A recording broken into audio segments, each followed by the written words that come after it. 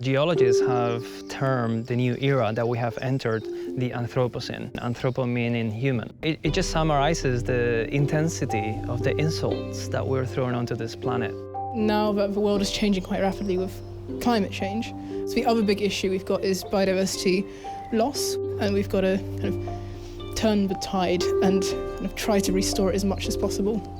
It's important to study biodiversity, not only because of the use that we get out of it, but also because of the inherent nature of having different species in the world. You know, all of our food comes from biodiversity, our clothes, our transport, a lot of our technology is inspired by biodiversity, medicine comes from biodiversity. It's been shown that an ecosystem that has got more species is more capable of containing disease spread. But also having a lot of biodiversity generally indicates you've got quite a healthy ecosystem and a healthy habitats. A lot of young people are very connected to the issues which we're facing today. They've got quite a good understanding of what biodiversity is and why it's important and that it's being lost. They're going to be the ones inheriting the lands. They're going to be the ones having to manage the mistakes that we have made before. So what a better way to engage in this better understanding that to do that from an early age.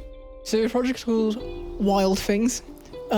Because hopefully all the students will be out in the wild quite a lot during this project. We're going to try and introduce some useful methods for surveying like insects, plants, birds, mammals, but then the students are essentially quite free to do whatever they want. There's so many questions that are unknown. There's just so much work to be done. Knowledge transfer goes both ways. So as much as I hope I contribute to my students, some of the best research ideas in my lab at the moment actually come from students, regardless of how old they are. I think it's hopefully going to be a very valuable opportunity to share skills and hopefully do some really interesting research and find some really interesting things about biodiversity, whilst of course also helping biodiversity in the local environment, which of course is extremely important now that it's declining so rapidly.